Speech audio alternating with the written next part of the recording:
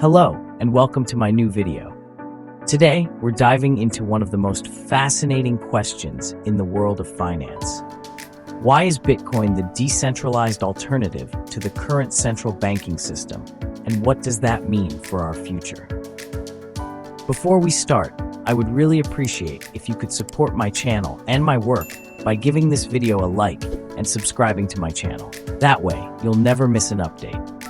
And remember, this video is for your entertainment and information only. It's not financial advice. Let's get started. To understand Bitcoin, we need to look at the history of money. The money we use today wasn't always around. In early societies, people traded goods directly, like a chicken for a handful of grain or a tool for a blanket. But this barter system had big problems. What if the other person didn't want what you had? Or what if it was hard to decide how much one item was worth compared to another? That's why people started using specific items as money, things that were widely accepted and valued. Stones, salt, shells, or livestock were used as currency in different cultures. These items often had intrinsic or symbolic value and made trade easier.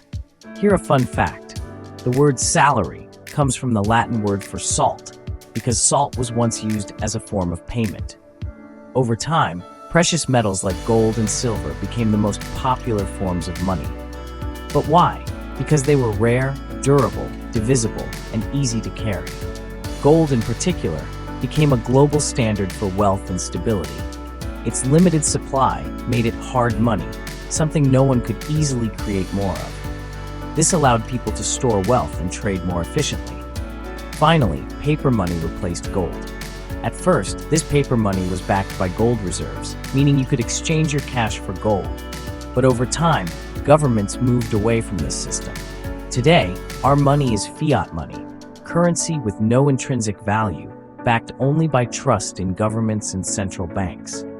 The problem with fiat money is that it can be created without limits. When governments need more money, they simply print it. Over time, this leads to inflation and a loss of purchasing power. For example, in the past 100 years, the US dollar has lost nearly 95% of its value.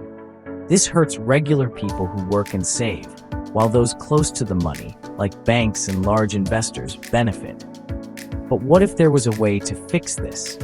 What if we could create a new kind of money, one that's immune to inflation, isn't controlled by any government, and can't be manipulated? After the 2008 financial crisis, which shook trust in banks and the central money system, people started searching for an alternative.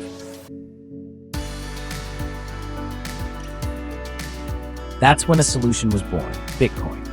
It's a completely different system, combining the best qualities of gold with the advantages of the digital age. Bitcoin is like gold. It's limited. There will only ever be 21 million Bitcoins. This scarcity makes Bitcoin a form of hard money that's resistant to inflation. But Bitcoin goes even further. It's decentralized. No government or bank controls it.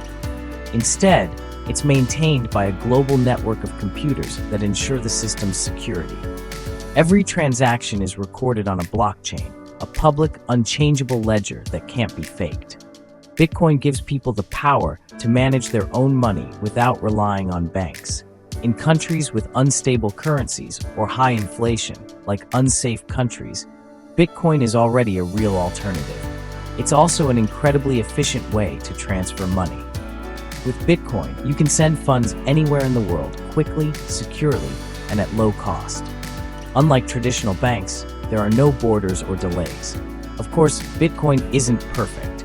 Some critics point to its energy use, but this is necessary to keep the network secure and decentralized. Others are concerned about Bitcoin's price volatility, but this will likely decrease as more people adopt and use it. Bitcoin is more than just a currency. It's a movement. It's a response to the problems of the current financial system. It offers us a chance to create a global, fair, and stable financial system based on scarcity, decentralization, and trust.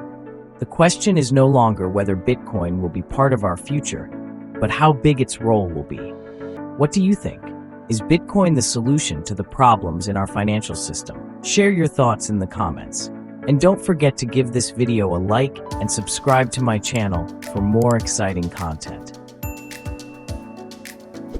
Thank you for watching, and see you next time.